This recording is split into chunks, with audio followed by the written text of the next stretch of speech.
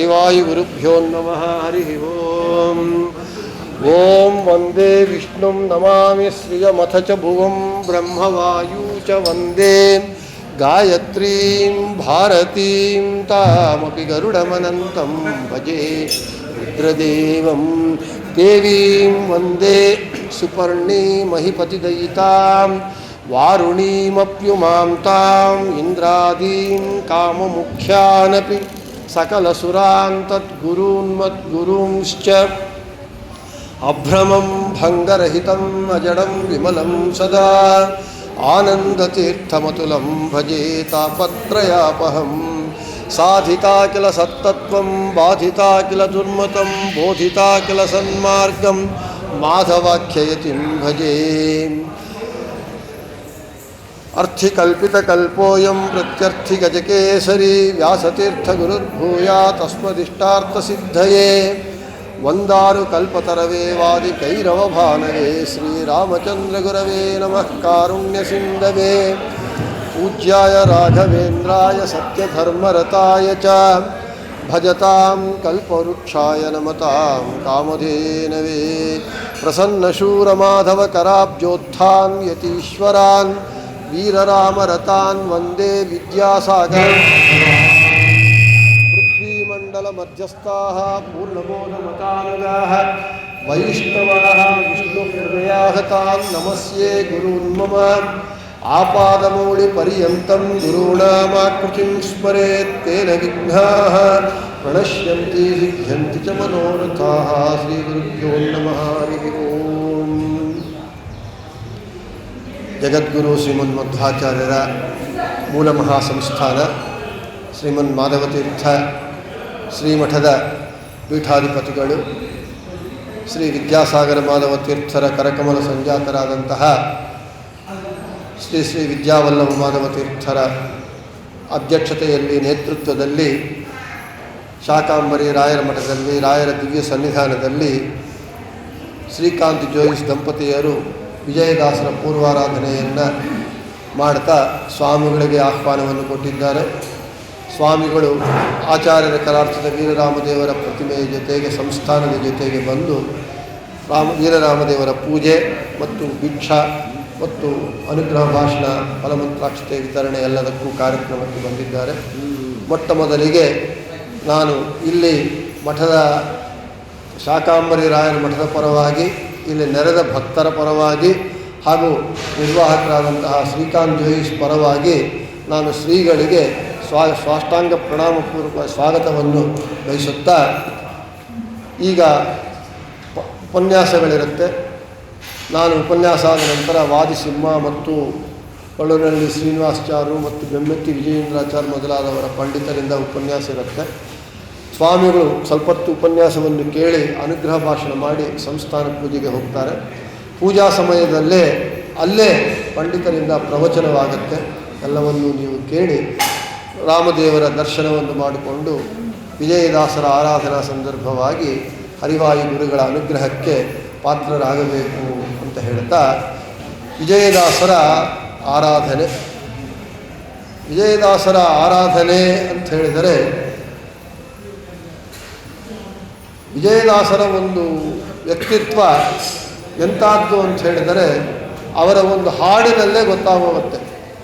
ನಿನ್ನ ಒಲುಮೆಯಿಂದ ನಿಖಿಳ ಜನರು ಬಂದು ಮನ್ನಿಸುವರೋ ಮಹಾರಾಯ ಅಂತ. ಭಗವಂತನ ಒಲುಮೆ ಇದ್ದರೆ ಏನು ಬೇಕಾದರೂ ಆಗುತ್ತೆ. ಕೂಸಿ ಮಗ ದಾಸ ಅಂತ ಹೇಳಿ ಎಲ್ಲರಿಂದ ಅವಮಾನಪಟ್ಟಂತಹ ವಿಜಯದಾಸರು ಅದೇ ನಿನ್ನ ಒಲುಮೆಯಿಂದ ನಿಖಿಲ ಜನರು ಬಂದು ಮನ್ನಿಸುವರೋ ಮಹಾರಾಯ ಅಂತ ಹೇಳ್ತಾ, ನಾನು ಒಬ್ಬ ಹೆಂಗಸಿಗೆ ಒಂದು ಸೊವಟು ಅನ್ನ ಹಾಕ್ಲಿಕ್ಕೆ ಆಗ್ತಾ ಇದ್ದಿಲ್ಲ, ಈಗ ನೋಡಿದರೆ ಏನು ಮೃಷ್ಟಾನ್ನ ಭೋಜನ, ಬ್ರಾಹ್ಮಣರ ಭೋಜನ ಏನು, ಇದೆಲ್ಲವೂ ಕೂಡ ನಿನ್ನ ಒಲುಮೆಯಿಂದ ನಿಖಿಳ ಜನರು ಬಂದು ಮನ್ನಿಸುವರೋ ಮಹಾರಾಯ. ವಿಜಯದಾಸರು ಅವರ ಜೀವನ ಚರಿತ್ರೆ ನಮಗೆ ಕೊಡುವಂತಹ ಸಂದೇಶವೇನು ಅಂತ ಹೇಳಿದರೆ, ನೀವು ಹರಿ ಅನುಗ್ರಹವನ್ನು ಪಡೆದರೆ ಕಿಮಲಭ್ಯಂ ಭಗವತಿ ಪ್ರಸನ್ನೆ ಶ್ರೀನಿಕೇತನೆ, ಶ್ರೀನಿಕೇತನಾದ ಆ ಭಗವಂತನ ಅನುಗ್ರಹವನ್ನು ಪಡೆದು ಬಿಟ್ಟರೆ ಕಿಂ ಅಲಭ್ಯಂ ಲಭ್ಯವಾಗದಂತೂ ಯಾವುದಿದೆ ಎಲ್ಲವೂ ಲಭ್ಯವಾಗುತ್ತೆ. ಆದ ಕಾರಣ ಹರಿವಾಯು ಗುರುಗಳಲ್ಲಿ ಭಕ್ತಿ ಮಾಡಬೇಕು ಅಂತ ನಮಗೆ ವಿಜಯದಾಸರ ಒಂದು ಜೀವನ ಚರಿತ್ರೆ, ಆ ಒಂದು ಹಾಡು ಸಾಕು, ಅವರ ವ್ಯಕ್ತಿತ್ವ ನಮಗೆ ಗೊತ್ತಾಗುತ್ತೆ. ಇನ್ನು ವಿಜಯದಾಸರ ಆರಾಧನಾ ಸಂದರ್ಭವಾಗಿ ನಾನು ದಾಸ ಸಾಹಿತ್ಯದ ಬಗ್ಗೆ ಮಾತಾಡ್ತೇನೆ. ಇನ್ನು ಮಿಕ್ಕ ಪಂಡಿತರು ಅವರಿಷ್ಟ ವ್ಯಾಸ ಸಾಹಿತ್ಯವಾದರೂ ಮಾತಾಡಬಹುದು, ದಾಸ ಸಾಹಿತ್ಯವಾದರೂ ಮಾತನಾಡಬಹುದು. ನಾನು ದಾಸ ಸಾಹಿತ್ಯದ ಒಂದು ಕಿರುಪರಿಚಯ, ದಾಸ ಸಾಹಿತ್ಯಗಳಲ್ಲಿ ಇರುವ ಒಂದು ವಿಶೇಷ ಪ್ರಕ್ರಿಯೆಯ ಒಂದು ಕಿರು ಪರಿಚಯ ಮಾತ್ರ ಮಾಡಿಕೊಡ್ತೇನೆ. ನಮಗೆ ಸಾಧಕನು, ನಾವೆಲ್ಲರೂ ಸಾಧನ ಶರೀರವಿದು ಸಾಮಾನ್ಯವಲ್ಲ ಹರಿತ ದಯದಿ ಕೊಟ್ಟಿದ್ದು, ಮಾನವ ಜನ್ಮ ದೊಡ್ಡದು ಹಾನಿ ಮಾಡಿಕೊಳ್ಳಬೇಡಿ ಹುಚ್ಚಪ್ಪಗಳಿರ ಅಂತೇಳಿ ದಾಸರು ಹೇಳಿದಂತೆ, ಎಷ್ಟೋ ಏಸು ಕಾಯಂಗಳ ಕಳೆದು 84 ಲಕ್ಷ ಯೋನಿಗಳು ದಾಟಿ ಬಂದ ಈ ಶರೀರ, ಆದ ಕಾರಣ ಈ ಮಾನವ ಜನ್ಮ, ಬ್ರಾಹ್ಮಣ ಜನ್ಮ, ಅದರೊಳಗೂ ಮಾಧ್ವ ಜನ್ಮ ಬರೋದು ಅತ್ಯಂತ ದುರ್ಲಭ, ವಿರಳ ಬಂದಿದೆ. ಆದ ಕಾರಣ ನಾವು ಸಾಧನೆ ಮಾಡ್ಕೋಬೇಕು. ಸಾಧನೆ ಮಾಡ್ಕೋಬೇಕು ಅಂತ ಹೇಳಿದ್ರೆ ವ್ಯಾಸ ಸಾಹಿತ್ಯ, ದಾಸ ಸಾಹಿತ್ಯ ಎರಡೂ ನಮಗೆ ಎರಡು ಕಣ್ಣುಗಳಿದ್ದಂತೆ. ಯಾಕೆ ಅಂತ ಹೇಳಿದ್ರೆ ದಾಸ ಸಾಹಿತ್ಯದ ಬೀಜ ಮೂಲ ವ್ಯಾಸ ಸಾಹಿತ್ಯದಲ್ಲಿದೆ. ಯಾರಿಗಾದರೂ ಎರಡು ಕಣ್ಣಲ್ಲಿ ನಿನಗೆ ಒಂದು ಕಣ್ಣು ತೆಗೆದುಹಾಕ್ಬಿಡ್ತೇನೆ, ಬಲಗಣ್ಣು ಬೇಕಾ ಎಡಗಣ್ಣು ಯಾವುದು ಉಟ್ಕೊಳ್ತೀಯ ಅಂದರೆ ನಂಗೆ ಎರಡು ಕಣ್ಣೂ ಬೇಕು ಅಂತ ಹೇಳ್ತಾನೆ. ಯಾವ ಕಣ್ಣು ಎರಡರಲ್ಲಿ ಒಂದು ಕಣ್ಣು ಹೋಗಲಾಡಿಸುವುದಕ್ಕೆ ಯಾರೂ ಸಿದ್ಧವಾಗಿರಲ್ಲ. ಹಾಗೆ ದಾಸ ಸಾಹಿತ್ಯಗಳೆರಡೂ ಕೂಡ ಸಾಧಕನಿಗೆ ಎರಡು ಕಣ್ಣುಗಳಿದ್ದಂತೆ. ವ್ಯಾಸ ಸಾಹಿತ್ಯ ನಮಗೆ ಅಪಾರವಾಗಿದೆ. ದಾಸ ಸಾಹಿತ್ಯದ ಮೂಲ, ಅದಕ್ಕೆ ಬೀಜ ಯಾವುದು? ವ್ಯಾಸ ಸಾಹಿತ್ಯ. ಅದೇ ಹೇಳ್ತಾ ಇದ್ದಾರೆ ಭಾಗವತದಲ್ಲಿ ಕೊನೆಗೆ ಚರಮ ಸಂದೇಶ ಪರೀಕ್ಷಿದ್ರಾಜರಿಗೆ ಶುಕಾಚಾರ್ಯರು ಹೇಳ್ತಾರೆ, ಕೊನೆಗೆ ಸಿಂಧ ಹೇಳ್ತಾರೆ, ಹೇ ಕಲೆ ದೋಷನಿದೆ ರಾಜನ್, ಅಸ್ತಿಹ್ಯೇಕೋ ಮಹಾನ್ ಗುಣ ಕೀರ್ತನ ದೇವ ಕೃಷ್ಣಸ್ಯ ಮುಕ್ತಸಂಗ ಪರಂ ವ್ರಜೇತ್. ಹೇ ರಾಜ, ಈ ಕಲಿಯುಗ ದೋಷಗಳಿಗೆ ನಿಧಿಯಾಗಿದೆ, ಆದರೆ ಇದರಲ್ಲೊಂದು ದೊಡ್ಡ ಗುಣವಿದೆ. ಏನು ಅಂತ ಹೇಳಿದರೆ ಕೀರ್ತನ ದೇವ ಕೃಷ್ಣಸ್ಯ ಮುಕ್ತಸಂಗ ಪರಂ ವ್ರಜೇತ್ ಅಂತ ಹೇಳ್ತಾ ಇದ್ದಾರೆ. ನೀವು ಕಲಿಯುಗದಲ್ಲಿ ನೀವೇನು ಮಾಡಬೇಡ್ರಿ. ಅದಕ್ಕೆ ಶ್ರೀಪಾದರಾಜರು ಹೇಳ್ತಾರೆ, ಧ್ಯಾನವು ಕೃತಯುಗದಿ ಯಜ್ಞ ಯಜನವು ದಾಪರದಿ ದಾನವಾಂತಕನ ದೇವತಾರ್ಚನೆಯು. ಹೀಗೆ ಹೇಳ್ತಾ ತ್ರೇತಾಯುಗದಂತ ಕೊನೆಗೆ ಕಲಿಯುಗದಿ ಗಾನದಿ ಕೇಶವನೆಂದರೆ ಕೈಗೂಡುವನು ರಂಗವಿಠಲ. ಏನು ಕಲೇರ್ ದೋಷನಿದೆ ರಾಜನ್ ಅಸ್ತಿಹ್ಯೇಕೋ ಮಹಾನ್ ಗುಣ ಕೀರ್ತನ ದೇವ ಕೃಷ್ಣಸ್ಯ ಮುಕ್ತಸಂಗ ಪರಂವ್ರಜೇತ್ ಅಂತ ಏನು ಹೇಳಿದ್ದಾರೆ ಅದರನ್ನೇ ಶ್ರೀಪಾದರಾಜರು ಹೇಳ್ತಾರೆ. ನೀವು ಕಲಿಯುಗದಲ್ಲಿ ಯಜ್ಞ ಮಾಡಬೇಕು, ಯಾಗ ಮಾಡಬೇಕು, ತಪಸ್ಸು ಮಾಡಬೇಕು, ದೇವತಾರ್ಚನೆ ಮಾಡಬೇಕು ಅಂತ ಹೇಳಿದರೆ ಎಲ್ಲವೂ ದೋಷ ಭೂಯಿಷ್ಠವಾಗಿ ನಿಮಗೆ ಯಾವುದು ಶುದ್ಧವಾದದ್ದು ಸಿಗೋದೇ ಇಲ್ಲ. ಹಾಗೆ ಅಂತೇಳಿ ಯಾವುದು ಬಿಡಬಾರದು, ಮಾಡಬೇಕು. ಆದರೆ ಎಲ್ಲದಕ್ಕಿಂತ ಅತ್ಯಂತ ಕ್ಷಿಪ್ರ ಫಲಕಾರಿ ಯಾವುದು ಅಂತ ಹೇಳಿದರೆ ಕಲಿಯುಗದಿ ಗಾನದಿ ಕೇಶವನೆಂದರೆ ಕೈಗೂಡುವನು ರಂಗವಿಠಲ. ಅದೇ ಭಾಗವತದಲ್ಲಿ ಸಪ್ತಮಸ್ಕಂದದಲ್ಲಿ ಶ್ರವಣಂ ಕೀರ್ತನಂ ವಿಷ್ಣೋ ಸ್ಮರಣಂ ಪಾದಸೇವನಂ ಅರ್ಚನಂ ವಂದನಂ ದಾಸ್ಯಂ ಸಖ್ಯಮಾತ್ಮನಿವೇದನಂ, ನವವಿಧ ಭಕ್ತಿಗಳಲ್ಲಿ ಶ್ರವಣ ಭಕ್ತಿ, ಆಮೇಲೆ ಕೀರ್ತನ ಭಕ್ತಿ, ಶ್ರವಣ ಕೀರ್ತನ. ಆದ ಕಾರಣ ಶ್ರವಣ ಬಹಳ ಸುಲಭವಾದದ್ದು. ಶ್ರವಣ ಮನಕ ಆನಂದವೀಯುವುದು, ಭವಜನಿತ ದುಃಖಗಳ ಕಳೆಯುವುದು. ನೀವು ಕಿವಿ ಪ್ಲಸ್ ಮನಸ್ಸು ಕೊಟ್ಟುಬಿಟ್ರೆ ಆನಂದ ಪಡುತ್ತೆ, ಬರೇ ಕಿವಿ ಕೊಟ್ಟರೆ ಮಾತ್ರ ನಿದ್ದೆ ಬರುತ್ತೆ. ಆದ ಕಾರಣ ಶ್ರವಣ ಆದ ಮಾತ್ರ ಕೀರ್ತನ ಭಕ್ತಿ. ಕೀರ್ತನ ಎಂಥದ್ದು ಅಂತ ಹೇಳಿದರೆ ಆ ಕೀರ್ತನ ಭಕ್ತಿ ಏನು ಬೇಡ, ನರಜನ್ಮ ಬಂದಾಗ ನಾಲಿಗೆ ಇರುವಾಗ ಕೃಷ್ಣ ಎನ್ನಬಾರದೆ, ಏಳುವಾಗ ಕೂಳುವಾಗ ಮಡತಿಯೊಂದಿಗೆ ಮಾತನಾಡುವಾಗ ಆಕಳಿಸುವಾಗ ಕೃಷ್ಣ ಎನ್ನಬಾರದೆ, ಕೃಷ್ಣ ಎಂದರೆ ಕಷ್ಟ ಒಂದಿಷ್ಟಿಲ್ಲ. ಆದ ಕಾರಣ ಈ ಕಲಿಯುಗದಲ್ಲಿ ಭಗವಂತನಲ್ಲಿ ಭಕ್ತಿ ಮಾಡೋದಕ್ಕೆ, ಭಗವಂತನ ಅನುಗ್ರಹ ಪಡೆಯೋದಕ್ಕೆ ಮೇಡ್ ಈಸಿ ಮಾಡಿಬಿಟ್ಟಿದ್ದಾರೆ ದಾಸರೆಲ್ಲರೂ ಕೂಡ. ಮೇಡ್ ಈಸಿ, ಈ ಸುಖವಾಗಿ ನೀವು ಸಂಪಾದನೆ ಮಾಡಿಕೊಳ್ಳ್ರಿ, ಪುಣ್ಯ ಸಂಪಾದನೆ ಅಂತ.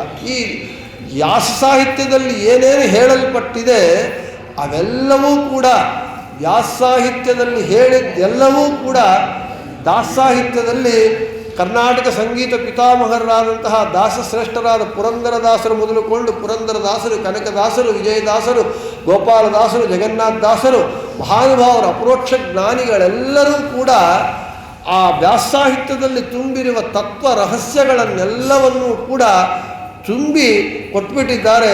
ನೀವು ಆಸ್ವಾದನೆ ಮಾಡಿ ಅಂತ ನಮ್ಮ ತಿಳಿ ಕನ್ನಡದಲ್ಲಿ, ಕನ್ನಡ ಕಸ್ತೂರಿ ಭಾಷೆಯಲ್ಲಿ ನಮಗೆ ಅವರು ತುಂಬಿಕೊಟ್ಟಿದ್ದಾರೆ. ಆ ದಾಸಸಾಹಿತ್ಯದಲ್ಲಿ ನಮಗೆ ಅನೇಕ ಪ್ರಕ್ರಿಯೆಗಳುಂಟು. ದೇವರ ನಾಮ, ಇವತ್ತು ನಾವು ದೇವರ ನಾಮ ಅಂತ ಇದ್ದೇವೆ, ಅಲ್ಲ ಪದ ಅಂತಾರೆ. ಅದಕ್ಕೆ ಹಿಂದಿನ ಒಂದು ಗಾದೆ ಇದೆ, ಪದ ಓದಿ ಸುಧಾ ಓದು, ಸುಧಾ ಓದಿ ಪದ ಓದು. ದೇವರ ನಾಮ ಅಂತಿದ್ದಿಲ್ಲ, ಪದ ಅಂತಿತ್ತು. ದಾಸಸಾಹಿತ್ಯ ಸುಧಾ ಓದಿ ದಾಸಸಾಹಿತ್ಯ ಓದು, ಮತ್ತು ಸುಧಾ ಓದು, ಮತ್ತು ದಾಸಸಾಹಿತ್ಯ ಓದು, ನಿಮಗೆ ಪೂರ್ಣವಾದ ಜ್ಞಾನ ಬರುತ್ತೆ.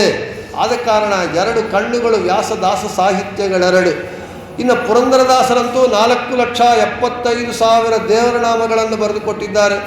ಆಮೇಲೆ ಕನಕದಾಸರು, ಗೋಪಾಲದಾಸರು, ವಿಜಯದಾಸರು, ಜಗನ್ನಾಥದಾಸರು, ಮಹಾನುಭಾವರೆಲ್ಲರೂ ಕೂಡ ಹರಿದಾಸ ಸಾಹಿತ್ಯವನ್ನು ಪುಷ್ಟೀಕರಿಸಿ ಹರಿದಾಸ ಸಾಹಿತ್ಯ ಇವತ್ತು ಉತ್ತುಂಗ ಶಿಖರಕ್ಕೆ ಏರಿ ಹರೇ ಶ್ರೀನಿವಾಸ ಅಂತ 21ನೇ ಶತಮಾನದಲ್ಲೂ ನಾವೆಲ್ಲರೂ ಕೂಗ್ತಾ ಇದ್ದೀವಿ ಅಂತ ಹೇಳಿದ್ರೆ ಅದಕ್ಕೆ ಕೊಡುಗೆ ಕೊಟ್ಟವರು ಶ್ರೀಪಾದರಾಜರು, ವ್ಯಾಸರಾಜರು, ವಾದಿರಾಜರು, ರಾಜತ್ರಯ. ನಮ್ಮ ಮಾಧ್ವ ಪರಂಪರೆಯಲ್ಲಿ ಮುನಿತ್ರಯ ಇದ್ದಾರೆ, ಮಧ್ವಮುನಿ, ಜಯಮುನಿ, ವ್ಯಾಸಮುನಿ. ಹಾಗೆ ನಮ್ಮ ಮಾಧ್ವ ಪರಂಪರೆಯಲ್ಲಿ ರಾಜತ್ರಯ ಇದ್ದಾರೆ, ಶ್ರೀಪಾದರಾಜರು, ವ್ಯಾಸರಾಜರು, ವಾದಿರಾಜರು. ಈ 3 ಜನ ಉದ್ದಾಮ ಪಂಡಿತರಾಗಿ ವ್ಯಾಸಸಾಹಿತ್ಯವನ್ನು ಪುಷ್ಟೀಕರಿಸುವುದು ಅಲ್ಲದೆ ಕನ್ನಡ ಭಾಷೆಯಲ್ಲಿ ದಾಸಸಾಹಿತ್ಯವನ್ನು ಕೀರ್ತನೆಗಳು ಬರೆದು ದಾಸಸಾಹಿತ್ಯವನ್ನು ಪುಷ್ಟೀಕರಿಸಿ ನಮ್ಮೆಲ್ಲರಿಗೂ ಮಹದುಪಕಾರ ಮಾಡಿದ್ದಾರೆ. ಇವರೆಲ್ಲರೂ ಕೂಡ ಆ ಶ್ರೀಪಾದರಾಜರ, ವ್ಯಾಸರಾಜರ, ವಾದಿರಾಜರ ಅವರ ಒಂದು ಗರಡಿಯಲ್ಲಿ ತಯಾರಾಗಿ ಬಂದಂಥವರೆಲ್ಲರೂ ಕೂಡ ಪುರಂದರದಾಸರು, ಕನಕದಾಸರು, ವಿಜಯದಾಸರು, ಜಗನ್ನಾಥದಾಸರು, ಇವರೆಲ್ಲರೂ, ಗೋಪಾಲದಾಸರು, ಇವರೆಲ್ಲರೂ ಕೂಡ ಇಂತಹ ದಾಸರ ಅಪರೋಕ್ಷ ಜ್ಞಾನಿಗಳಾದಂತಹ ದಾಸರ ಒಂದು ಆರಾಧನೆಯ ದಿನ ಒಂದು ದಾಸ ಸಾಹಿತ್ಯದ ಒಂದು ಕಿರು ಪರಿಚಯ ಮಾಡ್ತಾ, ದಾಸ ಸಾಹಿತ್ಯದಲ್ಲಿ ಪದಗಳು ಅಂದರೆ ದೇವರ ನಾಮಗಳು, ಆಮೇಲೆ ಸುಳಾದಿಗಳು, ಸೂಡಾದಿ, ಸುಳಾದಿ, ಸುಳಹಾದಿ, ಸುಲಭವಾದ ಹಾದಿ, ಭಗವಂತನನ್ನು ಸೇರುವುದಕ್ಕೆ ಸುಲಭವಾದ ಹಾದಿ ಸುಳಹಾದಿ, ಸುಳಾದಿ ಆಯ್ತು. ಆಮೇಲೆ ಮತ್ತು ಉಗಾಭೋಗಗಳು, ಉಗ್ ಪ್ಲಸ್ ಆಭೋಗ, ಉಗಾಭೋಗ ಅಂದರೆ ಉಗಾಭೋಗಗಳು ನೀವು ನೋಡಿ ಎಲ್ಲವೂ ಕೂಡ 3, 4, 5, 6 ಲೈನ್ಗಿಂತ ಹೆಚ್ಚಿರೋದಿಲ್ಲ. ಅದು ಯಾವ ಸ್ಥಿತಿಯಲ್ಲಿ ದಾಸರು ಬರೆದಿರ್ತಾರೆ ಅಂತ ಹೇಳಿದರೆ ಭಗವಂತನನ್ನು ಕಂಡಾಗ ಭಗವಂತನನ್ನು ಕಂಡ ಆ ಉದ್ವಿಗ್ನತೆಯಲ್ಲಿ, ಆ ಉದ್ರೇಕದಲ್ಲಿ ಆ ಭಗವಂತನನ್ನು ನೋಡುವಷ್ಟು ಕಾಲ ಆ ಉಗಾಭೋಗವನ್ನು ಬರೆದು ಬಿಡ್ತಾರೆ. ಭಗವಂತನ ದರ್ಶನ ಮುಗೀತು ಅಂದರೆ ಮತ್ತು ನಿಂತು ಹೋಗುತ್ತೆ. ಅದಕ್ಕೆ ಉಗಾಭೋಗಗಳೆಲ್ಲವೂ ಭಕ್ತಿಯುತವಾಗಿರುತ್ತೆ, ಅರ್ಥಗರ್ಭಿತವಾಗಿರುತ್ತೆ, ಸಣ್ಣದಾಗಿರುತ್ತೆ. ಒಂದೇ ಒಂದು ಶ್ರೀಪತಿಯ ಕರುಣ ಕಟಾಕ್ಷ ವೀಕ್ಷಣ ತಪ್ಪುವಡೆ, ಲಕ್ಷ ವೈದ್ಯರು ಅನೇಕ ಬಂಧುಗಳಿರಲು ಕಣ್ಣ ಬಿಡುವರು, ತಾಪಸಿ ಒಂಟಿಯಾಗಿ ಕಾನನದಲ್ಲಿರಲು ಅಂಜಬೇಡವೆಂದು ಕಂಜನಾಭನೆ ಬಂದು ಆಪತ್ತುಗಳ ಪರಿಹರಿಸುವ ಪುರಂದರ ವಿಠಲ. ಇಷ್ಟೇ, ಎಷ್ಟು ಮರ್ಮಗರ್ಭವಾಗಿಟ್ಟಿದ್ದಾರೆ. ಶ್ರೀಪತಿಯ ಕರುಣಾ ಕಟಾಕ್ಷ ವೀಕ್ಷಣ ತಪ್ಪುವಡೆ, ಅವರ ಒಂದು ಕಟಾಕ್ಷ ವೀಕ್ಷಣ ತಪ್ಪಿದರೆ ಲಕ್ಷ ವೈದ್ಯರು ಅನೇಕ ಬಂಧುಗಳು ಇದ್ದು ಬಾಯಿ ಮಾಡಿಕೊಂಡ್ರು, ಈ ICUನಲ್ಲಿದ್ದು ಏನು ಮಾಡಿದರೂ ಕೂಡ ಅದೇ ಆಗಲ್ಲ. ಅದೇ ತಾಪಸಿ ಭಕ್ತನು ಒಂಟಿಯಾಗಿ ಕಾನನದಲ್ಲಿ ಕಾಡಲ್ಲಿದ್ದಾಗ ಧ್ರುವರಾಜರು 5 ವರ್ಷದ ಬಾಲಕರು ಬಂದು ಕಾಡಲ್ಲಿ ತಪಸ್ಸು ಮಾಡಿದರು. ದಟ್ಟವಾದ ಕಾಡು, ಯಾರು ರಕ್ಷಣೆ ಮಾಡಿದರು? ಭಗವಂತ ರಕ್ಷಣೆ ತಾಪಸಿ ಒಂಟಿಯಾಗಿ ಕಾನನದಲ್ಲಿರಲು ಅಂಜಬೇಡವೆಂದು ಕಂಜನಾಭನೆ ಬಂದು ಆಪತ್ತುಗಳು ಪರಿಹರಿಸುವ ಪುರಂದರ ವಿಠಲ. ಇದು ಉಗಾಭೋಗಗಳ ಸೊಬಗು. ಎಂದಿಗಾದರೂ ನಿನ್ನ ಪಾದಾರವಿಂದವೇ ಗತಿಯೆಂದು ನಂಬಿದೆನೋ. ಹಾಗೆ ಉಗಾಭೋಗಗಳು ಭಕ್ತಿ ಉದ್ರೇಕದಲ್ಲಿ ದಾಸರು ಬರೆದಿರುವಂಥ ಉಗಾಭೋಗಗಳ ಒಂದು ಪ್ರಕ್ರಿಯೆ. ಇನ್ನು ಉಗಾಭೋಗಗಳಾದ ನಂತರ ನಮಗೆ ಉಳಿಯುವುದು ಈ ಮುಂಡಿಗೆಗಳು ಅಂತ. ಇದೊಂದು ಪ್ರಕ್ರಿಯೆ, ವಿಶಿಷ್ಟವಾದ ಪ್ರಕ್ರಿಯೆ ಮುಂಡಿಗೆ. ಈ ಮುಂಡಿಗೆಯನ್ನು ಇವತ್ತು ಬರೀ ಕಿರು ಪರಿಚಯ ನನಗೆ ಕೊಟ್ಟಿರೋ ಸಮಯದಲ್ಲಿ ಕಿರು ಪರಿಚಯ ಮಾಡಿ ಬಿಟ್ಬಿಡ್ತೇನೆ ಶ್ರೀ ವಿಜಯದಾಸರ ಆರಾಧನಾ ಸಂದರ್ಭವಾಗಿ. ಮುಂದೆ ನೀವು ಅವಕಾಶ ಕೊಟ್ಟಾಗ ಬಂದಾಗ ನಾನು ನಿಮಗೆ ಮುಂಡಿಗೆಗಳ ಉಪನ್ಯಾಸ ವಿಸ್ತಾರವಾಗಿ ಹೇಳೋದಾಗತ್ತೆ. ಮುಂಡಿಗೆ ಅಂದರೆ ನಮಗೆ ಕನ್ನಡ ಭಾಷೆ ಆದರೂ ಕನ್ನಡ ಅರ್ಥ ಆಗಲ್ಲ. ಅದೇ ಇಂಗ್ಲೀಷಲ್ಲಿ ಹೇಳಿದರೆ ಮುಂಡಿಗೆ ಮೀನ್ಸ್ ಒಗಟು. ಮೇಲೆ ಏನು ಅರ್ಥವೇ ಇಲ್ಲಂತೆ ಕಾಣುತ್ತೆ, ಅಪಾರ್ಥವಾಗತ್ತೆ. ಆದರೆ ಅದರ ಒಂದು ವಿಶಿಷ್ಟವಾದ ಒಂದು ತತ್ವ ತುಂಬಿರುತ್ತೆ, ರಹಸ್ಯ ಅತ್ಯಂತ ಅರ್ಥಗರ್ಭಿತವಾಗಿರುತ್ತೆ. ಈ ಮುಂಡಿಗೆಗಳೆಲ್ಲಿದು ಅಂತ ಹೇಳಿದ್ರೆ, ಮತ್ತು ವ್ಯಾಸ ಸಾಹಿತ್ಯದಲ್ಲೇ ಭಾರತದಲ್ಲಿ ಈ ಗುಹ್ಯ ಭಾಷಾ ಅಂತ ಕರೀತಾರೆ. ಈ ಗುಹ್ಯ ಭಾಷಾ ಎಂಬುದು ಮುಂಡಿಗೆಗಳಿಗೆ ಒಂದು ಅದೇ ಪ್ರಧಾನ. ಸಂಸ್ಕೃತದಲ್ಲಿ 3 ಭಾಷೆ: ಸಮಾಧಿ ಭಾಷೆ, ದರ್ಶನ ಭಾಷೆ, ಗುಹ್ಯ ಭಾಷೆ. ನಾನು ವಿವರಕ್ಕೆ ಹೋಗಲ್ಲ, ನನಗೆ ಸಮಯ ಕಡಿಮೆ ಆಗುತ್ತಾದ ಕಾರಣ ಗುಹ್ಯ ಭಾಷಾ. ಈ ಗುಹ್ಯ ಭಾಷೆ ಯಾಕೆ ಬಂತು ಅಂತ ಹೇಳಿದರೆ, ವೇದವ್ಯಾಸ ದೇವರು ಭಾರತವನ್ನು ರಚನೆ ಮಾಡಬೇಕು ಅಂತೇಳಿ ಮನಸ್ಸಲ್ಲಿ ಚಿತ್ರಣ ಮಾಡ್ಕೊಂಡ್ಬಿಟ್ರು. 1,00,000 ಶ್ಲೋಕ ಗರ್ಭಿತ ಮಹಾಭಾರತ ಬರೆಯೋರು ಬೇಕಾಗಿತ್ತು, ಲೇಖಕನು ಬೇಕಾಗಿತ್ತು. ಆವಾಗ ಏನು ಮಾಡಿದ್ರಂತೆ, ನೋಡಿದ್ರಂತೆ ಮುಕ್ಕೋಟಿ ದೇವತೆಗಳೆಲ್ಲ ಕೂತಿದ್ರು. ವೇದವ್ಯಾಸ ದೇವರು ಗಣೇಶ ಕಾಣಿದ್ರು. ಗಣೇಶ ಬಾಪ್ಪ ಅಂದರು. ಏನು ಸ್ವಾಮಿ, ನಾನು ಭಾರತ ಹೇಳ್ತೀನಿ, ನೀವು ಬರಿಬೇಕು ಅಂತಂದರು ವೇದವ್ಯಾಸ. ಆವಾಗ ಗಣೇಶನ ಪರಿಸ್ಥಿತಿ ಹೇಗಿತ್ತು ಅಂತ ಹೇಳಿದರೆ, ಪ್ರೈಮ್ ಮಿನಿಸ್ಟರ್ ಮೀಟಿಂಗ್ ಒಳಗೆ ಲಕ್ಷಾಂತರ ಜನ ಇದ್ದಾಗ ಪ್ರೈಮ್ ಮಿನಿಸ್ಟರ್ ಡಯಾಸ್ ಮೇಲೆ ಮೈಕ್ ಮುಂದೆ ನಿಂತ್ಕೊಂಡು ಇಲ್ಲಿ ಕೆಳಗೆ ಕೂತಿದ್ರೆ ಹೀಗೆ ಬಾಂದು ಬೆಟ್ಟಿಟ್ಟು ಕರೆದ್ರೆ ಡಯಾಸ್ ಮೇಲೆ ನಮ್ಮ ಪರಿಸ್ಥಿತಿ ಹೇಗಿರುತ್ತೆ, ಗಣೇಶನ ಪರಿಸ್ಥಿತಿ ಹಾಗೇ ಇತ್ತು. ಸ್ವಲ್ಪ ಅಹಂ ಪ್ರತ್ಯಯ ಜಾಸ್ತಿ ಆಯಿತು. ಇಷ್ಟು ಜನ ದೇವತೆಗಳಿದ್ದಾರೆ, ವೇದವ್ಯಾಸ ನನ್ನೇ ಯಾಕೆ ಕರೆದ್ರು ಅಂದರೆ, ನಾನೇನೋ ನನ್ನಲ್ಲಿ ಹೆಚ್ಚಿದೆ, ಆಯಿತು ಬರಿತೀನಿ, ನನಗೆ ಒಂದು ಕಂಡೀಷನ್. ರೈಟರು, ಲೇಖಕನು ವೇದವ್ಯಾಸರು ಕಂಡೀಷನ್ ಹಾಕಿದರು. ದೇವರೇ, ನಾನು ಬರಿತೀನಿ ಸ್ವಾಮಿ, ಆದರೆ ನನ್ನ ಲೇಖಿನಿ, ನನ್ನ ಪೆನ್ನು ನಿಲ್ಲದೆ ಫಾಸ್ಟಾಗಿ ಹೇಳ್ತಾರೆ. ಎಲ್ಲಿ ನನ್ನ ಪೆನ್ನು ಕಾಮ ಫುಲ್ ಸ್ಟಾಪ್ ಇರಬಾರ್ದು, ಹೋಗ್ತಾ ಇರಬೇಕು, ಅಷ್ಟು ಫಾಸ್ಟಾಗಿ ಹೇಳಬೇಕು ಅಂತಂದರು. ವೇದವ್ಯಾಸದವ್ರು ನಕ್ಕು, ಆಯ್ತಪ್ಪ ನೀನು ಹೇಳ್ಬೇಕು, ಓಕೆ ನಿನ್ನ ಕಂಡೀಷನ್ ನನಗೆ ಓಕೆ, ಆದರೆ ನಂದು ಒಂದು ಕಂಡೀಷನ್ ಇದೆ. ನೀನು ಬರೆಯುವಾಗ ಅರ್ಥ ಮಾಡ್ಕೊಳ್ಳದೆ ಬರಿಬಾರ್ದು, ವಿಷಯ ಅರ್ಥ ಮಾಡ್ಕೊಂಡು ಬರಿಬೇಕು. ಸುಮ್ಮನೆ ಏನೋ ಬರ್ಕೊಂತ ಹೋಗೋದಲ್ಲ. ಆಯಿತು, ಇಬ್ಬರಿಗೂ ಒಪ್ಪಂದವಾಯಿತು. ನಾರಾಯಣಂ ಸುರಗುರುಂ ಜಗದೇಕನಾಥಂ ಅಂತ ಶುರುವಾಯಿತು. ಹೋಗ್ತಾ ಇದೆ ಶ್ಲೋಕಗಳು, ಹೋಗ್ತಾ ಇದ್ರೆ ಮತ್ತೆ ಕೆಲವು ಶ್ಲೋಕಗಳು ಬಂತು. ಗಣೇಶನಿಗೆ ಅರ್ಥ ಆಗಲಿಲ್ಲ. ಒಂದು ಕ್ಷಣಕಾಲ, ಒಂದು ಫ್ರಾಕ್ಷನ್ ಆಫ್ ಸೆಕೆಂಡ್ ಸ್ವಲ್ಪ ನಿಂತ್ಕೊಂಡ್ರು. ಹೊಟ್ಟೋಗ್ತಾ ಇದ್ದ ಶ್ಲೋಕಗಳು, ನೂರಾರು ಹೊಟ್ಟೋಗ್ತಾ ಇದೆ. ಗಣೇಶ ಅಂದ್ಕೊಂಡ, ಓ ಇದು ನನಗೆ, ನಾನೆಲ್ಲ ಆಲೋಚನೆ ಮಾಡ್ತಾ ಕೂತ್ಕೊಂಡ್ರೆ ನನಗೆ 1,00,000 ಶ್ಲೋಕ ಆಗೋದಿಲ್ಲ ಅಂಥೇಳಿ ನನಗೆ ವೇದವ್ಯಾಸರು ಚೆನ್ನಾಗಿ ಅಹಂಕಾರವನ್ನು ಮುರಿದ್ರು ಅಂಥೇಳಿ ಅರ್ಥ ಮಾಡಿಕೊಳ್ಳದೇನೆ ಬರೆದುಬಿಟ್ರಂತೆ ಗಣೇಶ ಭಾರತವನ್ನೆಲ್ಲ. ಒಂದು ಇತಿಹಾಸ ದಂತಕತೆ. ಇದರ ಪ್ರಕಾರ ಭಾರತದಲ್ಲಿ ಎಲ್ಲೆಲ್ಲಿ ನಮಗೆ ಅರ್ಥವಾಗದೇ ಇರುತ್ತೋ ಅಲ್ಲೆಲ್ಲ ವೇದವ್ಯಾಸ ದೇವರು ಗುಹ್ಯ ಭಾಷಾವನ್ನು ಪ್ರಯೋಗ ಮಾಡಿದ್ದಾರೆ ಅಂಥೇಳಿ. ಅಲ್ಲಿ ಅದು ಮುಖ್ಯ ಭಾಷೆ, ಅದು ಮುಂಡಿಗೆ.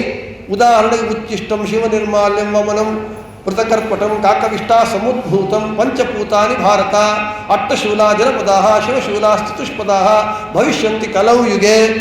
ಇದು ಅರ್ಥವನ್ನು ಸಂಸ್ಕೃತ ಅರ್ಥ ಹೇಳಲಿಕ್ಕೆ ಹೋಗಲ್ಲ, ಆಮೇಲೆ ಇನ್ನೊಂದು ಸಲ ವಿಸ್ತಾರ ಮುಂಡಿಗೆ ಪ್ರವಚನವನ್ನು ಹೇಳ್ತೀನಿ.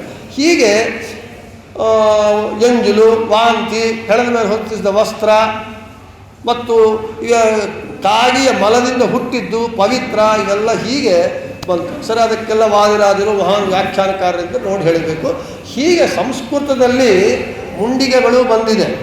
ಇನ್ನೂ ಒಂದು ನಿಮಗೆ ಒಂದು ಸಂಸ್ಕೃತದಲ್ಲಿ ಇನ್ನೂ ಒಂದು ಮುಂಡಿಗೆಯನ್ನು ಹೇಳಿಬಿಟ್ಟು ಕನ್ನಡ ಮುಂಡಿಗೆಗೆ ನಾನು ಬರ್ತೇನೆ.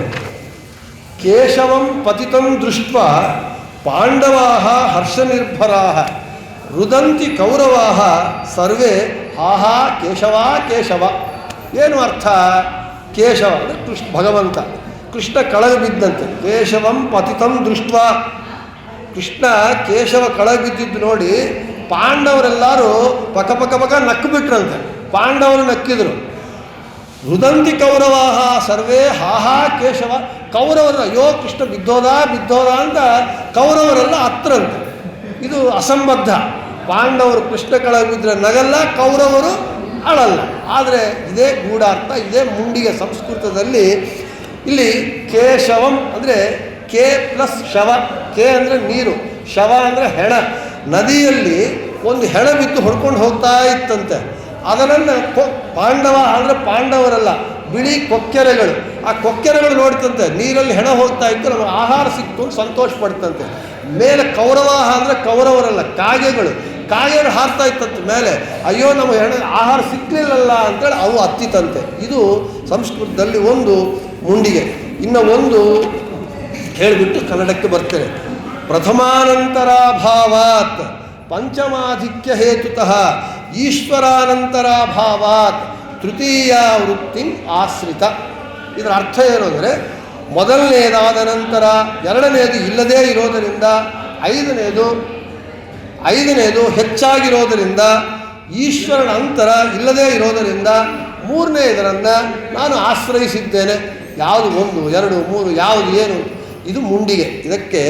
ಇದನ್ನು ಬಿಡಿಸ್ಬೇಕು ಅಂದರೆ ಏನು ಹೇಳಬೇಕು? ನಮಗೆ ಪ್ರಭವ, ವಿಭವ ಮತ್ತು ಶುಕ್ಲ, ಪ್ರಮೋದ, ಪ್ರಜೋತ್ಪತ್ತಿ ಹೀಗೆ ಏನು 60 ವರ್ಷಗಳಿದೆ. ಈ 60 ವರ್ಷಗಳನ್ನು ಇಟ್ಟುಕೊಂಡ್ರೆ ನಾವು ಬಿಡಿಸ್ಬೋದು. ಪ್ರಥಮಾನಂತರಾಭಾವ 60 ವರ್ಷಗಳಲ್ಲಿ ಮೊದಲನೇ ಪ್ರಭವ, ಆದದ್ದು ಯಾವುದು? ವಿಭವ. ವಿಭವ ಅಂದರೆ ಸಂಪತ್ತು. ಪ್ರಥಮಾನಂತರ ಅಭಾವ, ಪ್ರಥಮ ಪ್ರಭವನಾಮ ಸಂವತ್ಸರ ಆದ ನಂತರ ವಿಭವ ಇದಲ್ವಾ? ವಿಭವ ಅಂದರೆ ಸಂಪತ್ತು ಇಲ್ಲದೇ ಇರೋದರಿಂದ ಪಂಚಮಾಧಿಕ್ಯ ಹೇತುತಃ 5ನೇ ವರ್ಷ ಯಾವುದು ಅಂದರೆ ಪ್ರಜೋತ್ಪತ್ತಿ. ಅಂದರೆ ನನಗೆ ಮಕ್ಕಳು ಜಾಸ್ತಿ ಆಗಿರೋದರಿಂದ ಈಶ್ವರಾನಂತರಾಭಾವ, ಈಶ್ವರನಾಮ ಸಂವತ್ಸರ ಆದ ಮೇಲೆ ಬಹುಧಾನ್ಯ, ನನಗೆ ಬಹುಧಾನ್ಯ ಅಂದರೆ ತಿನ್ನಲಿಕ್ಕೆ ಅಕ್ಕಿ ಇಲ್ಲದೇ ಇರೋದರಿಂದ ತೃತೀಯ ವೃತ್ತಿ ಆಶ್ರಿತ. ಮೊದಲನೇ ವೃತ್ತಿ ಯಾವುದು ಅಂದರೆ ನಾಮ ಸಂವತ್ಸರ, ಶುಕ್ಲ ಅಂದರೆ ಭಿಕ್ಷುಕಾ ವೃತ್ತಿಯನ್ನು ಆಶ್ರಯಿಸಿದ್ದೇನೆ. ಇದು ಒಬ್ಬ ಪಂಡಿತ ಹೋಗಿ, ಒಬ್ಬ ಬ್ರಾಹ್ಮಣ ಹೋಗಿ ರಾಜನ ಹತ್ರ ಭಿಕ್ಷೆ ಬೇಡಿದ್ದಾನೆ. ಇದನ್ನು ಭಿಕ್ಷೆ ಹಾಕುಂತ ಕೇಳಿದ್ರೆ ಅವಮಾನ. ರಾಜ ಯಾರಿಗೂ ಗೊತ್ತಿಲ್ಲ, ಹೋದ, ಈ ಒಗಟ್ಟು ಹೇಳಿದ. ರಾಜ ಕೇಳಿದ, ರಾಜಗೆ ಅವನು ಪಂಡಿತ, ರಾಜಗೆ ಅರ್ಥ ಆಯಿತು, ಇವನು ನನಗೆ ಧನ ಸಹಾಯ ಮಾಡು ಅಂತ ಕೇಳ್ತಾ ಇದ್ದಾನೆ, ಧನ ಸಹಾಯವನ್ನು ಕೊಟ್ಟ ಅಂತ ಹೇಳಿ. ಇದು ನಮಗೆ ಸಂಸ್ಕೃತದಲ್ಲಿ ಮುಂಡಿಗೆಗಳಾದರೆ. ಇನ್ನು ಕನ್ನಡ ಮುಂಡಿಗೆಗೆ ಬಂದರೆ, ಇವತ್ತು ವಿಜಯದಾಸರ ಆರಾಧನೆ, ಪೂರ್ವಾರಾಧನೆ ನಡೀತಾ ಇದೆ. ನಮಗೆ ಪುರಂದರದಾಸರು, ಕನಕದಾಸರು, ವಿಜಯದಾಸರು, ಗೋಪಾಲದಾಸರು, ಜಗನ್ನಾಥದಾಸರು ಎಲ್ಲರೂ ಕೂಡ ಮುಂಡಿಗೆಗಳು ಎಲ್ಲ ಬರೆದಿದ್ದಾರೆ. ಎಲ್ಲರೂ ಸುಳಾದಿಗಳು, ದೇವರ ನಾಮಗಳು, ಉಗಾಮಗಳು ಎಲ್ಲ. ಆದರೆ ಒಬ್ಬರೊಬ್ಬರಿಗೆ ಒಂದೊಂದು ಹೆಸರು ಬಂತು. ವಿಜಯದಾಸರಿಗೆ ಸುಳಾದಿ ದಾಸರು ಅಂತ ಅವರಿಗೆ ಬಂತು, ಮುಂಡಿಗೆ ದಾಸರಿಗೆ, ಕನಕದಾಸರಿಗೆ ಮುಂಡಿಗೆ ದಾಸರು ಅಂತ ಬಂತು. ಆದ ಕಾರಣ ಯಾರು ಹೆಚ್ಚು ಪ್ರಕ್ರಿಯೆ ಮಾಡಿ ಅವ್ರಿಗೆ ಹೆಸರು ಬಂದಿದೆ. ಇವಾಗ ಮುಂಡಿಗೆಯಲ್ಲಿ ವಿಜಯದಾಸರ ಆರಾಧನಾ ಪ್ರಯುಕ್ತವಾಗಿ ಒಂದು ಸಣ್ಣ ಒಂದೇ ಒಂದು ಏನು ಅಂತ ಹೇಳಿದರೆ, ಒಂದು ಹೇಳ್ತಾರೆ ವಿಜಯದಾಸರು ಒಂದೇ ಒಂದು ಸಣ್ಣ ಪಂಕ್ತಿ ಏನು ಹೇಳ್ತಾರೆ? ದ್ವಿಜ ವದನಾರಿ ಸಲಹೋ ವಿಜಯ ವಿಠಲ ರೇಯ. ದ್ವಿಜ ವದನಾರಿ ಸಲಹೋ ವಿಜಯ ವಿಠಲ ರೇಯ. ಅದರ ಅರ್ಥ ಏನು? ದ್ವಿಜ ವದನಾರಿ, ದ್ವಿಜ ಅಂದರೆ ಬ್ರಾಹ್ಮಣ, ವದನ ಅಂದರೆ ಮುಖ. ಬ್ರಾಹ್ಮಣ ಮುಖರಿಗೆ ಅರಿ ಅಂದರೆ ಶತ್ರುವಾದಂತಹ ವಿಜಯ ವಿಠಲ ನೀನು ಸಲಹೋ. ವಿಜಯ ವಿಠಲ ಬ್ರಾಹ್ಮಣ ಮುಖರಿಗೆ ಶತ್ರುಗಳಾದವ್ರನ್ನ ಹೇಗೆ ರಕ್ಷಣೆ ಮಾಡ್ತಾನೆ? ದ್ವಿಜ ವದನಾರಿ ಸಲಹೋ ವಿಜಯ ವಿಠಲರೇಯ ಅಂತ ಹೇಳಿದರೆ, ದ್ವಿಜ ಅಂತ ಹೇಳಿದ್ರೆ ಇಲ್ಲಿ ಆ ದ್ವಿಜ ಎಂಬ ಪದನೇ ಅಲ್ಲೇ ಅದಕ್ಕೆ ಸರಿಯಾಗಿ ನಾವು ಅರ್ಥ ತಿಳ್ಕೋಬೇಕು. ಮುಂಡಿಗೆ ಬಿಡಿಸ್ಬೇಕು ಅಂದರೆ ಒಂದು ಪದಕ್ಕೆ ಅನೇಕ ಅರ್ಥಗಳಿರುತ್ತೆ. ದ್ವಿಜ ಅಂತ ಹೇಳಿದ್ರೆ ಏನರ್ಥ? 2 ಜನ್ಮಗಳು ಹೊಂದಿದವನು ದ್ವಿಜ. ನಾವು ಬ್ರಾಹ್ಮಣರು ದ್ವಿಜ. ಯಾಕೆ? ತಾಯಿ ಗರ್ಭದಿಂದ ಒಂದು ಬಂದರೆ ಒಂದು ದ್ವಿಜ. ಮೌಂಜಿ ಬಂಧನಾತ್ ಅಂತ ಹೇಳಿ ಉಪನಯನ ಆದಮೇಲೆ 2ನೇ ಜನ್ಮ, ಅದಕ್ಕೆ ನಾವು ದ್ವಿಜರು ಅಂತ ಕರಿತೇವೆ.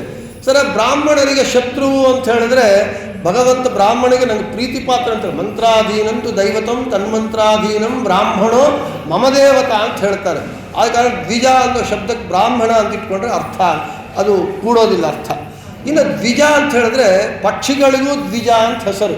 ಪಕ್ಷಿಗಳು ಮೊಟ್ಟೆ ಇಡುತ್ತೆ, ಮೊಟ್ಟೆಯಿಂದ ಮತ್ತು ಇನ್ನೊಂದು ಜನ್ಮ.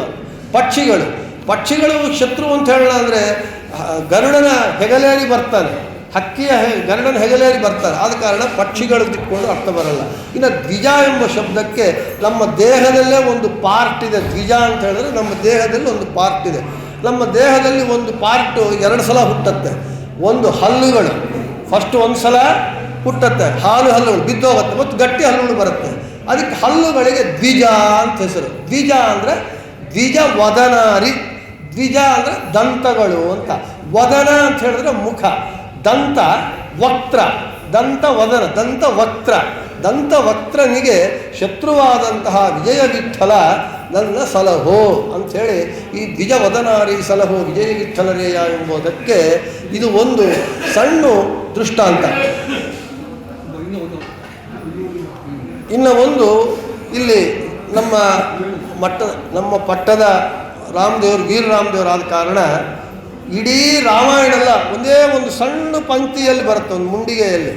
ಅದನ್ನು ಒಂದು ಹೇಳಿಬಿಟ್ಟು ಇನ್ನು 2 ಮುಂಡಿಗಳು ಹೇಳಿ ನಾನು ಉಪನ್ಯಾಸ ಮುಗಿಸ್ತೇನೆ. ಯಾಕಂದರೆ ಬೇರೆಯವರು ಇದ್ದಾರೆ ಆದ ಕಾರಣ ನಾನು ಮೈಕಾಸುರನಾಗಿ ಎಲ್ಲರ ಟೈಮು ನಾನು ಕಳ್ತನ ಮಾಡೋದು ಸರಿ ಇರಲ್ಲ ಆದ ಕಾರಣ ಇನ್ನು ಒಂದು 10 ನಿಮಿಷದಲ್ಲಿ ನನ್ನ ಉಪನ್ಯಾಸ ಮುಗಿಯುತ್ತೆ. ನಮ್ಮ ಪಟ್ಟದ ದೇವರು ಮೂಲ ವೀರರಾಮ. ನಮ್ಮ ವೀರರಾಮನ ಪ್ರತಿಮೆ ಹೇಗೆ ಅಂತ ಹೇಳಿದರೆ, ನಮ್ಮ ಆ ಸಂಸ್ಥಾನಕ್ಕೆ ಹೇಗೆ ಬಂತು ಅಂತ ಹೇಳಿದ್ರೆ ಒಂದು ಸಣ್ಣ ಒಂದು ಇತಿಹಾಸವಿದೆ, ಅದು ವಾಸ್ತವ. ಆಚಾರ್ಯರು ಸರ್ವಮೂಲ ಗ್ರಂಥಗಳಲ್ಲಿ ಋಗ್ಭಾಷ್ಯಕ್ಕೂ 37 ಋಗ್ಭಾಷ್ಯಕ್ಕೂ ಕೆಲವು ಋಕ್ಕುಗಳಿಗೆ ಭಾಷ್ಯ ಬರೋದು. ಮಾಧವ ತೀರ್ಥರ ಸಾಕ್ಷಾತ್ ಶಿಷ್ಯರಾಗಿ ಅವರೇನು ಮಾಡಿದ್ರು, ಆಚಾರ್ಯರ ಭಾಷ್ಯದ ಸರಳಿಯನ್ನು ಅನುಸರಿಸಿ ಅದೇ ರೀತಿಯಲ್ಲಿ 4 ವೇದಗಳಿಗೂ ಭಾಷ್ಯ ಬರೋದು.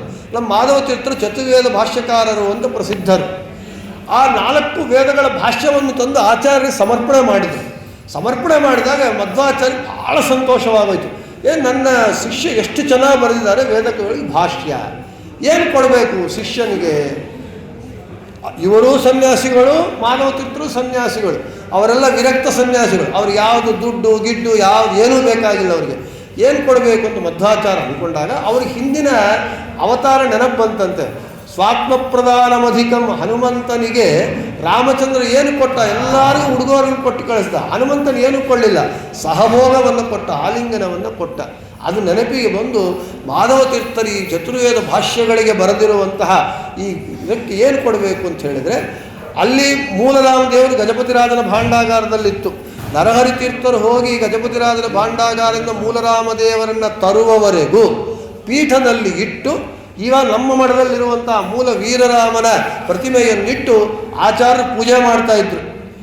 ಗಜಪತಿರಾಜ ನರಹರಿ ತೀರ್ಥರು ತಂದು ಕೊಟ್ಟ ಮೇಲೆ ಈ ಪ್ರತಿಮೆಯನ್ನು ಮಾಧವ ತೀರ್ಥರಿಗೆ ಕೊಟ್ಟರು.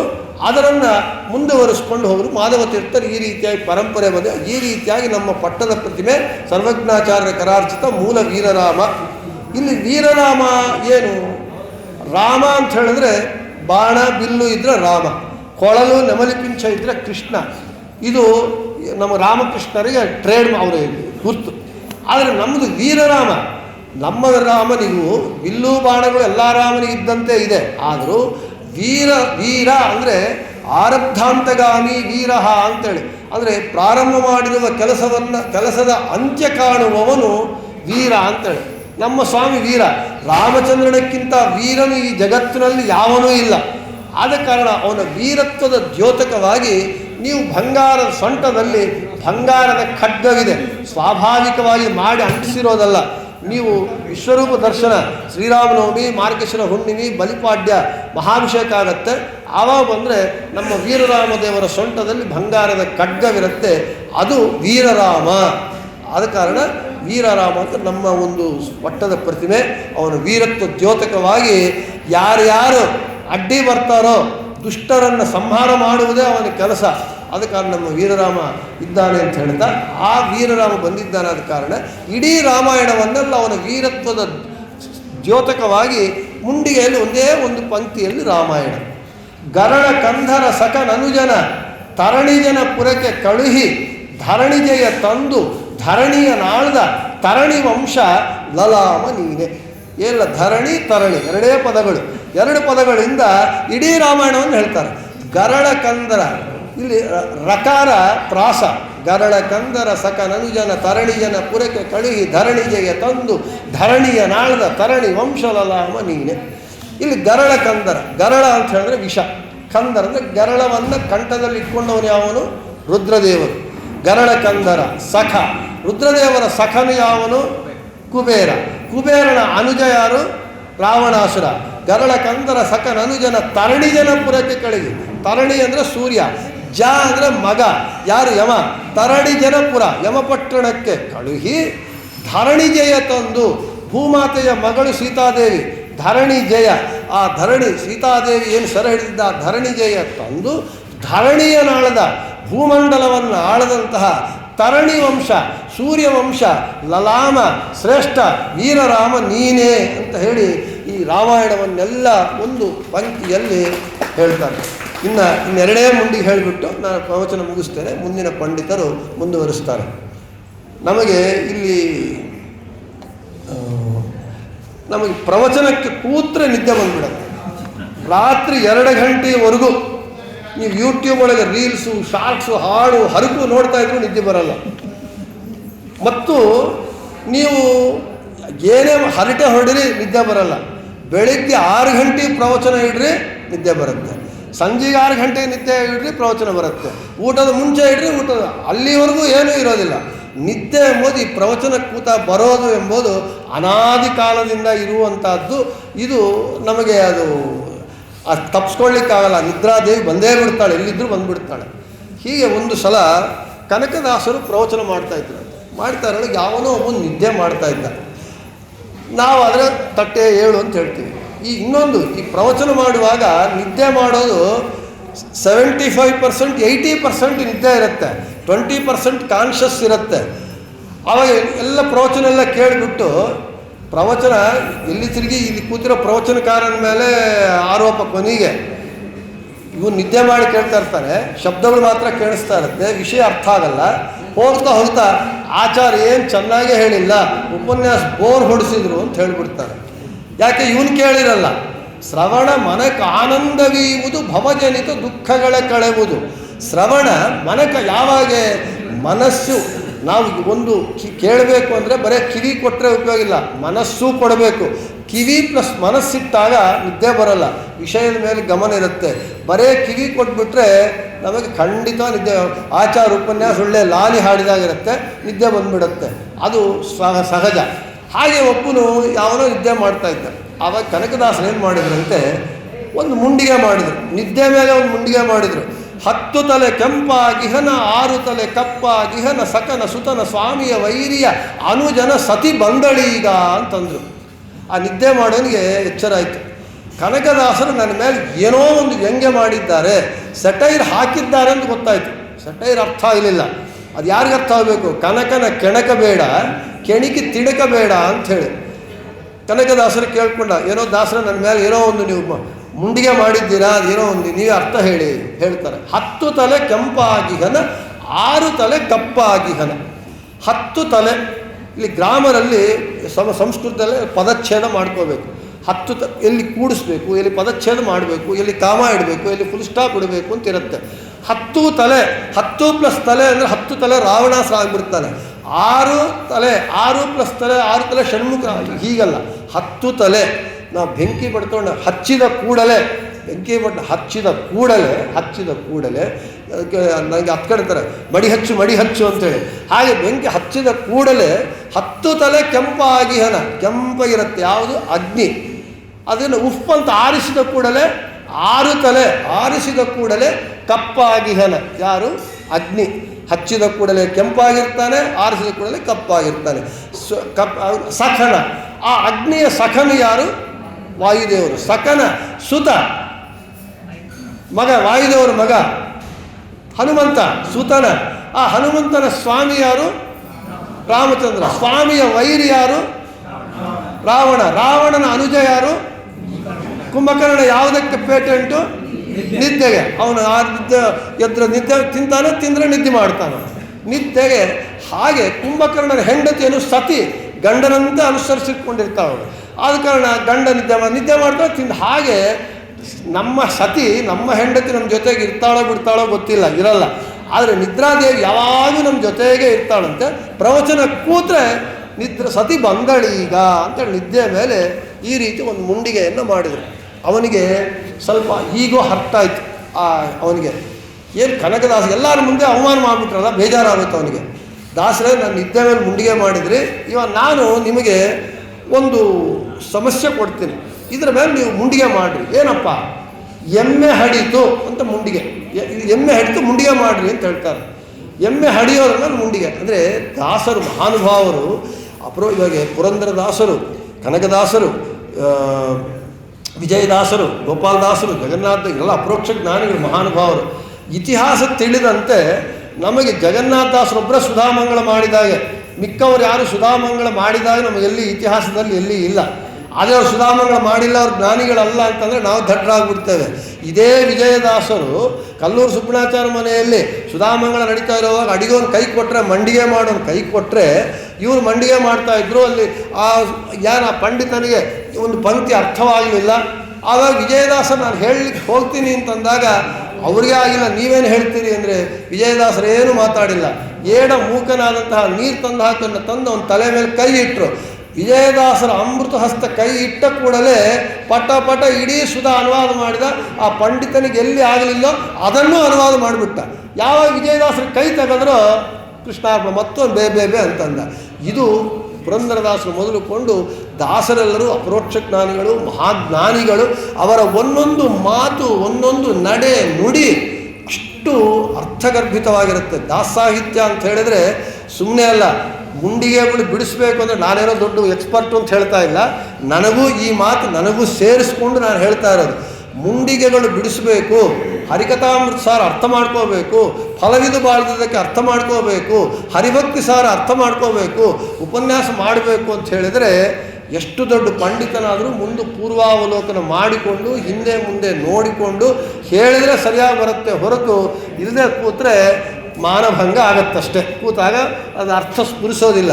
ಮುಖ್ಯವಾಗಿ ಮುಂಡಿಗೆಗಳು ಬಿಡಿಸ್ಬೇಕು ಅಂತ ಹೇಳಿದರೆ ರಾಮಾಯಣ, ಭಾರತ, ಭಾಗವತ, ಪುರಾಣ, ಶಾಸ್ತ್ರಗಳ ಎಲ್ಲ ಪರಿಚಯನೂ ಇರಬೇಕು. ಪರಿಚಯ ಇದ್ದು ಪುರಾಣಗಳಲ್ಲಿರುವ ಪಾತ್ರಗಳ ಸಂಬಂಧ ಬಾಂಧವ್ಯಗಳ ಪರಿಚಯನೂ ಇರಬೇಕು. ಇದೇ ಪುರಂದರದಾಸರು ಹೇಳ್ತಾರೆ, ಏನಾದರೂ ಒಂದಾಗಲಿ 108 ದೇವರು, ಅತ್ತೆಯ ಕಾಲು ಮುರಿಯಲಿ, ಮಾವನ ಹೀಗೆಲ್ಲ ಚೆನ್ನ ನಾದಿನಿ ಸಾಯಲಿ, ಮಗ ಸಾಯಲಿ ಅಂತ ಹೇಳ್ತಾರೆ. ಏನಿದೆಲ್ಲ ಅರ್ಥ? ಮುಳ್ಳು ಕೊನೆಯ ಮೇಲೆ 3 ಕೆರೆಯ ಕಟ್ಟಿ 2 ತುಂಬದು 1 ತುಂಬಲೇ ಇಲ್ಲ. ಇದೇ ಈ ಮುಳ್ಳು ಕೊನೆಯ ಮೇಲಿರೋ ಒಂದೇ ಒಂದು ಮುಂಡಿಗೆಯ ಮೇಲೆ ವಿದ್ಯಾಪೀಠದಲ್ಲಿ 7-8 ವರ್ಷದ ಕೆಳಗೆ ದಿನಕ್ಕೆ 1.5 ಗಂಟೆ ಪ್ರಕಾರ 5 ದಿನ ಇದು ಒಂದೇ ಮುಂಡಿಗೆನೇ ಹೇಳಿದ್ದಾಗಿದೆ. ಅಷ್ಟು ತತ್ವ ತುಂಬಿರುತ್ತೆ. ಆದ ಕಾರಣ ದಾಸರು ಬರೆದಿದ್ದಾರೆ ಅಂತ ಹೇಳಿದ್ರೆ ಮಂತ್ರ ತುಲ್ಯವಾಗಿರುತ್ತೆ, ಅರ್ಥವಾಗಿರುತ್ತೆ. ಏನಿಲ್ಲ, ಎಮ್ಮೆ ಹಡಿತು, ಕ್ಷುಲ್ಲಕವಾದದ್ದು. ಬೇರೆಯವರಾಗಿದ್ದರೆ ಹೋಗಿ ಬುದ್ಧಿಲ್ಲ ಹೋಗ ಏನು ಎಮ್ಮೆ ಹಡಿ. ಆದರೆ ಕನಕದಾಸರು ಆಯ್ತಪ್ಪ ಹೇಳ್ತೀನಿ ಹೇಳಿದರು. ಏನು ಹೇಳ್ತಾ ಇದ್ದಾರೆ? 12ನೆಯ ತಾರೆಯ ಪೆಸರುಳ್ಳವಳ ತಾಯಿಯ ಕತ್ತಲೋಳ್ ಬುದ್ಧಿದವನ ಅಗ್ರಜನ ಪಿತನ ವಾಹನ ಸತಿ ಪ್ರಸೂತಿಯಾಯಿತು ಅಂತ ಹೇಳಿದ್ರಪ್ಪ. ಎಮ್ಮೆ ಹಡಿತು, ನಿನ್ನ ಮುಂಡಿಗೆ ಹಿಡಿದು ಬಿಡಿಸು ಅಂತ ಹೇಳಿದ್ರು. ತಪ್ಪಾಯ್ತು ಸ್ವಾಮಿ, ಕನಕನ ಕೆಣಕಬೇಡ, ಕೆಣಕಿ ತಿಣಕಬೇಡ ಅಂತ ನೀವೇ ಹೇಳಿ ಅಂತಂದರು. ಎಮ್ಮೆ ಹಡಿತು ಅಂತ ಒಂದು ಕ್ಷುಲ್ಲಕವಾದ ಯಾವನೋ ಕೊಟ್ಟಿರೋ ವಿಷಯಕ್ಕೆ ಭಾರತದಲ್ಲಿರುವ ವಿರಾಟ ಪರ್ವದಲ್ಲಿರುವ ಕೀಚಕನ ವಧೆಯನ್ನು ಹೇಳ್ತಾರೆ ಈ ಎಮ್ಮೆ ಹಡಿತು ಎಂಬುದಕ್ಕೆ. ಎಷ್ಟು ಸೊಬಗಾಗಿರುತ್ತೆ ನೋಡಿ.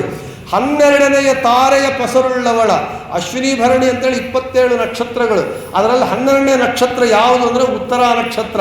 12ನೆಯ ತಾರೆಯ ಪೆಸರುಳ್ಳವಳ, 12ನೇ ತಾರದ ನಕ್ಷತ್ರ ಹೆಸರು ಉತ್ತರಾದೇವಿ. ಉತ್ತರಾದೇವಿಯ ತಾಯಿಯ, ಉತ್ತರಾದೇವಿ ತಾಯಿ ಯಾರು? ಸುಧೇಷ್ಣಾದೇವಿ. ಸುಧೇಷ್ಣ ತಾಯಿಯ ತಮ್ಮ, ಸುಧೇಷ್ಣಾದೇವಿಯ ತಮ್ಮ ಯಾರು? ಕೀಚಕ ತಮ್ಮನ ಕತ್ತಲೋಳ್ ಬುದ್ಧಿದವನ. ಆ ಕೀಚಕ ಸೈರಂಧ್ರಿ ವೇಷದಲ್ಲಿರುವ ದ್ರೌಪದಿ ದೇವಿಯ ಮೇಲೆ ಆಸೆಪಟ್ಟು, ಅತಿಯಾಗಿ ಅಳುಪಿ ಆಸೆಪಟ್ಟು, ಅವಳ ಮೇಲೆ ಆಸೆಪಟ್ಟಾಗ ಆಗ ಕತ್ತಲ ಕೋಣೆಗೆ ಕೀಚಕನನ್ನು ದ್ರೌಪದಿ ದೇವಿ ಕರ್ಕೊಂಡು ಬಂದರೆ ಜೀವೋತ್ತಮರಾದ ವಾಯುದೇವರ ಅವತಾರವಾದ ಭೀಮಸೇನ ದೇವರು ಆಯುಧವನ್ನು ಹಿಡಿಯದೆ, ಅದಕ್ಕೆ ನೋಡಿ ಕತ್ತಲೋಳ್ ಗುದ್ದಿದವನ ಅಂದರು. ಸಾಯಿಸಿದವನ ಅಂತ ಹೇಳಿಲ್ಲ, ಗುದ್ದಿದವನ. ಗುದ್ದಿ ಅವನ ಮಾಂಸದ ಮುದ್ದೆ ಮಾಡಿಬಿಡ್ತಾರೆ ಕೀಚಕನನ್ನು. ಗುದ್ದಿದವನ ಯಾರು? ಭೀಮನ ಅಗ್ರಜನ. ಭೀಮಸೇನ ದೇವರ ಅಗ್ರಜ ಯಾರು? ಧರ್ಮರಾಜನ ಪಿತನ, ಧರ್ಮರಾಜ ತಂದೆ ಯಮಧರ್ಮರಾಜ. ಯಮಧರ್ಮರಾಜನ ವಾಹನ ಯಾವುದು? ಕೋಣದ ಸತಿ ಯಾವುದು? ಎಮ್ಮೆ. ಪ್ರಸೂತಿಯಾಯಿತು. ಹೀಗೆ ಎಮ್ಮೆ ಹಡಿತು ಎಂಬುದಕ್ಕೆ ಭಾರತದಲ್ಲಿರುವ ವಿರಾಟ ಪರ್ವದಲ್ಲಿರುವಂತಹ ಒಂದು ಕೀಚಕನ ವಧೆಯನ್ನು ಹೇಳ್ತಾರೆ. ಇದು ಮುಂಡಿಗೆಗಳ ಸೊಬಗು, ಅದು ಆನಂದ, ಕೇಳ್ತಾ ಇರಬೇಕು. ಅದರಲ್ಲಿ ಒಂದೊಂದು ತತ್ವಗಳು ಎಷ್ಟೆಷ್ಟು ತುಂಬಿರುತ್ತೆ ಅಂತ ಹೇಳಿದರೆ, ಒಂದೊಂದು ಪದ, ಒಂದೊಂದು ಅಕ್ಷರ, ಶಾಸ್ತ್ರ, ಪುರಾಣ ಎಲ್ಲವೂ ತುಂಬಿರುತ್ತೆ. ಒಂದಲ್ಲ, ಅಷ್ಟು ಪುರಾಣ ಇರುತ್ತೆ. ಆದ ಕಾರಣ ಇವತ್ತು ವಿಜಯದಾಸರ ಆರಾಧನಾ ಸಂದರ್ಭವಾಗಿ ದಾಸ ಸಾಹಿತ್ಯದಲ್ಲಿ ಇರುವ ಒಂದು ವಿಶಿಷ್ಟ ಪ್ರಕ್ರಿಯೆಯಾದಂತಹ ಒಂದು ಮುಂಡಿಗೆಗಳ ಕಿರು ಪರಿಚಯನ 1 ಗಂಟೆ ಉಪನ್ಯಾಸ ಆಗುತ್ತೆ. ಆದರೆ ಕೇವಲ 40 ನಿಮಿಷಗಳ ಕಾಲದಲ್ಲಿ ನಮ್ಮ ಗುರುಗಳ ಒಂದು ಸಮಕ್ಷಮದಲ್ಲಿ, ರಾಯರ ಸನ್ನಿಧಾನದಲ್ಲಿ, ವಿಜಯದಾಸರ ಪೂರ್ವಾರಾಧನೆ ಸಂದರ್ಭದಲ್ಲಿ ಈ 2 ಮಾತುಗಳನ್ನು ಅಸ್ಮದ್ ಗುರುವಂತರ್ಗತ ಭಾರತೀಯರ ಮುಖ್ಯ ಪ್ರಾಣಾಂತರ್ಗತ ಸೀತಾಪತಿ ಶ್ರೀ ಮೂಲ ವೀರರಾಮಚಂದ್ರನ ಅಡಿದಾವರಿಗಳಲ್ಲಿ ಸಮರ್ಪಣೆ ಮಾಡ್ತಾ ಮತ್ತು ನನಗೆ ಈ ಅವಕಾಶವನ್ನು ಕೊಟ್ಟಿರುವಂತಹ ಗುರುಗಳಿಗೆ ಮತ್ತು ಶ್ರೀಕಾಂತ್ ಜೋಯಿಸ್ ಅವರಿಗೆ ನನ್ನ ಕೃತಜ್ಞತೆಗಳನ್ನು ಸಲ್ಲಿಸುತ್ತಾ ಶ್ರೀಕೃಷ್ಣಾರ್ಪಣಮಸ್ತು ಮಧ್ಯೇಶಾರ್ಪಣಮಸ್ತು. ಧನ್ಯವಾದ.